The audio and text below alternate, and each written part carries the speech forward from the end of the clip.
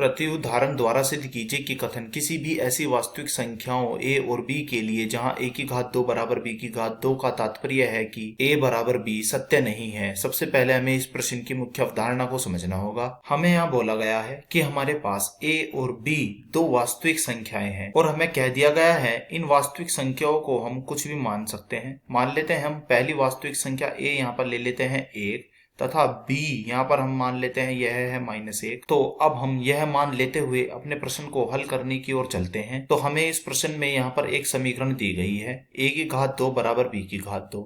लिख लेते हैं इस समीकरण को a की घात 2 बराबर b की घात 2। तो जब मैं यहाँ पर a का मान रख देता हूँ यह 1 तथा b का मान रख देता हूँ -1, तो क्या आता है, रख दीजिए 1 की घात 2 यानी कि 1 ही होता है और फिर यहाँ पर भी -1 की घात 2।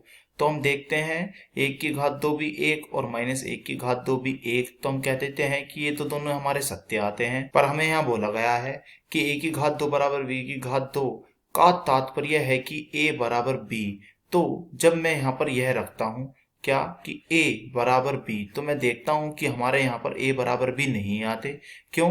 क्योंकि मैं देख रहा हूँ कि a यानी कि 1 और b यानी कि -1, तो ये दोनों आपस में बराबर नहीं है। तो मैं कह सकता हूँ कि ये असत्य है। तो मैं बोल सकता हूँ कि किसी भी ऐसी वास्तविक संख्याओं a और b के लिए यह कथन a बराबर b सत्य नहीं है, जो कि मुझे यहाँ पर यही सिद्ध करना था।